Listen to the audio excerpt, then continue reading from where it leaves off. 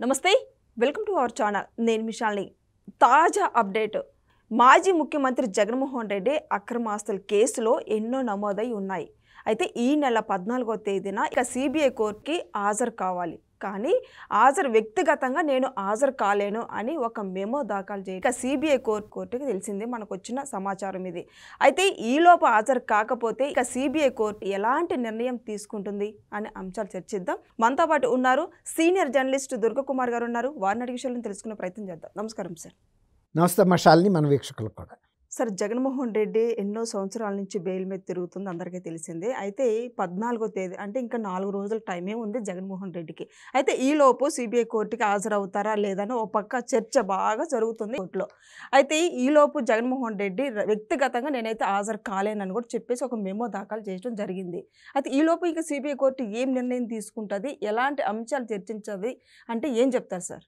ఇది మీరు అన్నట్టు చాలా చర్చ అయితే జరుగుతుందమ్మా షాల్ని ఎందుకంటే గతంలో ఒక 12 ఏళ్ల నుంచి బెయిల్ మీద ఉండి అనేక దాదాపు 2 డజన్ల కేసులు సిబిఐ ఈడీ కేసులుండి 45,000 కోట్ల ఆస్తులు ఈడీ జప్తులో ఉండి ఇప్పటికీ కోర్టుకు హాజరవ్వకుండా దాదాపు 4,000 వాయిదాలు అయినప్పటికీ కూడా నేను గతంలో ముఖ్యమంత్రిగా ఉన్నాననే మిషతోనో మరొక మిషతోనో వాయిదాలకు వెళ్లకుండా బహుశా భారతదేశ చరిత్రలోనే ఒక రికార్డు సృష్టించాడు.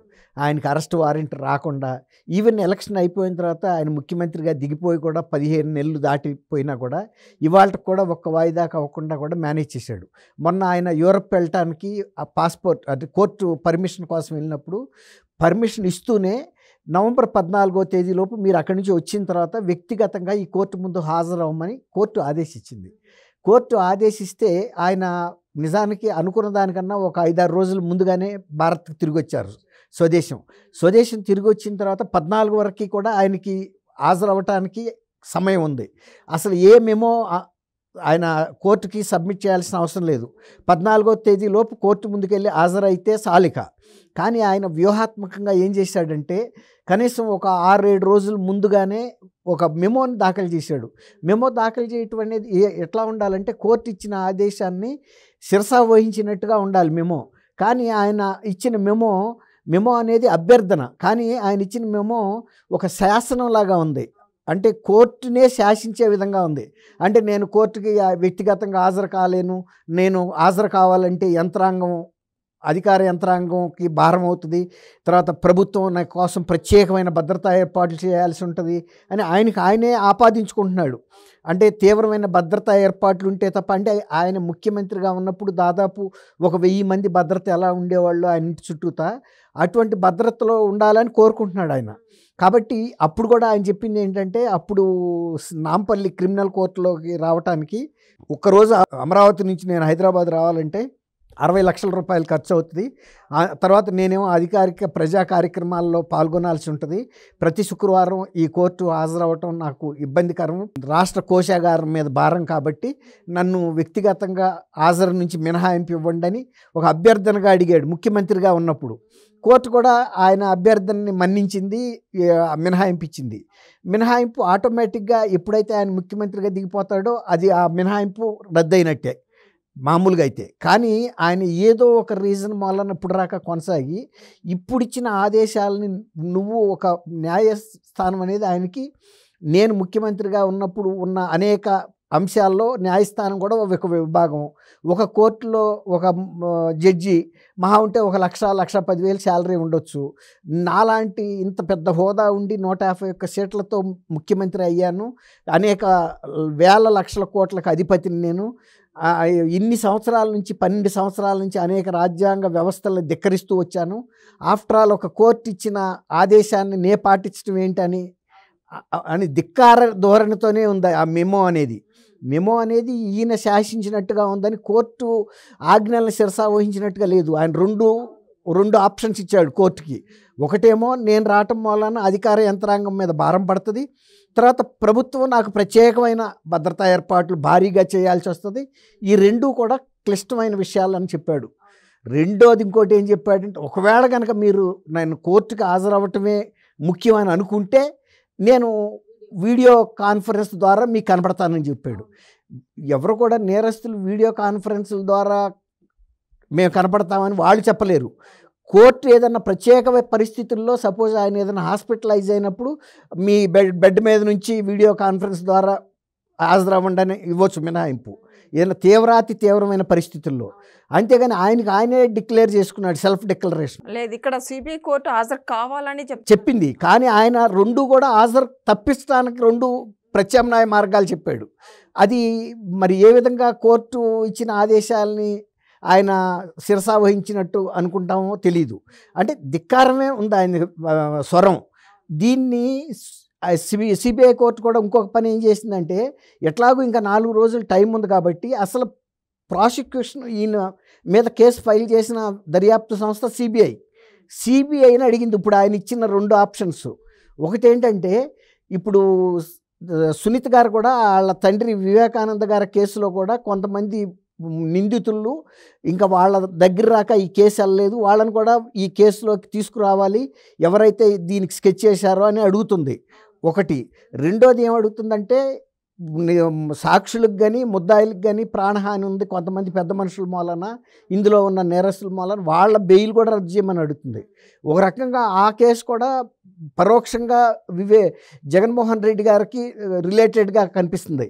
ఎట్లా అంటే, అసలు వివేకానంద రెడ్డి గారి హత్య గురించి హైదరాబాద్లో ఉన్న ఈయనకే ముందు తెలిసింది. ఎవరికి సునీత్ గారి కన్నా ముందు తెలిసిన వ్యక్తి ఈయన. అసలు ఈయనకి ఎవరు చెప్పారు, ఈయన ఎందుకు ఆ సునీత కూడా చెప్పలే, ఈయన వేరే వాడి ద్వారా సునీతకు తెలిసింది, కానీ బాధ్యత మరి అన్న కదా. సిబిఐ కోర్టు ఏమడిగిందంటే, సిబిఐని అడిగింది, ఇప్పుడు జగన్మోహన్ రెడ్డి గారు ఇచ్చిన మెమో ఈ కండిషన్స్ పెట్టాడు, దీన్ని మీరేమంటారు అని. ఇప్పుడు ప్రాసిక్యూషన్ చేస్తున్న సంస్థ సిబిఐ కాబట్టి సహజంగా మీరు వ్యక్తిగత హాజరు చేయించండి ఆయన్ని, ఇప్పటికే చాలా కాలాతీతం అయ్యింది, దీని మూలాన మేము అనేక సార్లు సుప్రీంకోర్టులో దోషిగా నిలబడాల్సిన పరిస్థితులు వచ్చినాయి, ఎందుకు ఇంత కాలాతీతం అవుతుంది, ఎందుకు జాప్యం జరుగుతుందని. కాబట్టి ఆయన ఇవాళ ముఖ్యమంత్రిగా కూడా లేడు, గతంలో ఇచ్చిన కారణాలు వేరు, ఇవాళ ఆ పరిస్థితి లేదు. కాబట్టి వ్యక్తిగతంగా ఉండి, రెండోది రోజువారీగా కూడా ఆయన్ని విచారించే అవకాశాన్ని కూడా పరిశీలించమని అడగాలి. ఎందుకంటే ఇది అత్యున్నత దర్యాప్తు సంస్థ, ఇంతకాల వ్యవధి మూలన వాళ్ళ విశ్వసనీయత కూడా ప్రశ్నార్థకంగా మారింది ప్రజల్లో, అది అడగాలి. రెండోది ఏంటంటే, అసలు యాక్చువల్గా ఈయన ఇంతకాలం బెయిల్ మీద ఉన్నాడు, ఆ బెయిల్ కూడా రద్దు చేస్తే పూర్తిగా మా స్వాధీనంలో ఉంటాడు కాబట్టి మేము ఎప్పుడంటే అప్పుడు ఆయన్ని భద్రతా ఏర్పాట్లతో మీ ముందుకు తీసుకురాగలుగుతాము, యంత్రాంగం మీద భారం తప్పుతుంది, ప్రభుత్వం మీద కూడా భారం తప్పుతుంది అని కూడా చెప్పొచ్చు. ఇలాంటి ఈయన చెప్పిన కారణాలనే వాళ్ళు ఉపయోగించుకుని ఆయన్ని బెయిల్ కూడా రద్దు చేయించి కనుక వాళ్ళ స్వాధీనంలో ఉంచుకుంటే త్వరితగతిన ఈ కేసు తేలటానికి ఆస్కారం ఉంటుంది. సిబిఐ విశ్వసనీయత కూడా ప్రశ్నార్థకం కాదు, కనీసం ఇప్పుడైనా సీరియస్గా యాక్షన్ తీసుకుంటున్నారని. అట్లా అనమాట. ఇప్పుడు ఇంత పెద్ద కేసుని సిబిఐ ఇంతకాలం ముందుకు తీసుకెళ్ళలేకపోవటం వలన అనేక పర్యాయాలు సుప్రీంకోర్టులో వీళ్ళు తెల్లముఖం వేయాల్సి వచ్చింది. గౌరవ న్యాయస్థానంలో న్యాయమూర్తులు లేకపోతే బెంచ్ అడిగిన కొన్ని ప్రశ్నలకు వీళ్ళు సమాధానం చెప్పలేని పరిస్థితి వచ్చింది.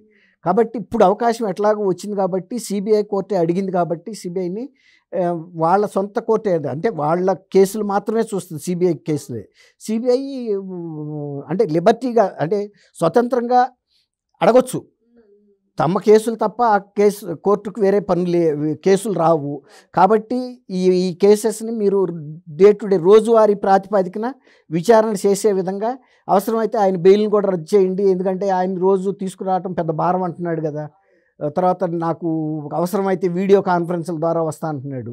వీడియో కాన్ఫరెన్స్ల ద్వారా జరిగేటంత చిన్న కేసు కాదు ఇది, అంత కీలకమైన అంశాలు ఉన్నాయి, కొన్ని లక్షల పేజీల దర్యాప్తు రిపోర్ట్లు అన్నీ కూడా హై వాల్యూమ్ అమౌంట్లు ఇన్వాల్వ్ అయిన కేసు. ఏదో పెట్టి కేసెస్ అయితే వీడియో కాన్ఫరెన్స్ల ద్వారా ఏమయ్యా ఉన్నాను సార్, హాజరయ్యాను, సరే పలానా రోజుకి వాయిదా అనొచ్చు. ఇది అట్ట కాదు, క్రాస్ ఎగ్జామినేషన్ లాగా ఆయన అన్నిటికీ సమాధానాలు చెప్పాల్సిన పరిస్థితి ఉంటుంది. చాలా క్రిటికల్ కేసెస్ కాబట్టి సిబిఐ బహుశా నేను అనుకోవటం కొంచెం గట్టిగానే స్పందిస్తుంది. లేకపోతే కనుక అత్యున్నత న్యాయస్థానం యొక్క న్యాయమూర్తుల ఆగ్రహానికి కూడా గురి కావాల్సి వస్తుంది. ఎందుకంటే మీరు సిబిఐ ముందు ఇలాంటి అంశాలు మిమ్మల్ని అడిగినప్పుడు స్వేచ్ఛగా ఎందుకు చెప్పలేకపోయారు, ఎందుకు మీరు దీన్ని కేసుని నీరుగార్చే విధంగా చేస్తున్నారు. ఇప్పటికే సునీత ఒక్కటే ఫైట్ చేయటం వలన కూడా కొన్ని కేసెస్లో అడిగింది సిబిఐ. ఇప్పుడు సిబిఐ అనవసరంగా తనని విశ్వసనీయతని ఎందుకు పణంగా పెడుతుంది. కాబట్టి త్వరితంగా తేలిపోతే సిబిఐకి కూడా ఒక రకంగా ఒక తను దర్యాప్తు చేస్తున్న కేసుల్లో అత్యున్నతమైనటువంటి అత్యంత కీలకమైన కేసు ఇది ఈ జగన్మోహన్ రెడ్డి గారి అక్రమ ఆస్తుల కేసు. అసలు ఇంతవరకు భారతదేశంలో కూడా ఇంత స్థాయి ఆస్తులు జప్తు అయిన రాజకీయ నాయకుడు కూడా ఎవరు లేరు.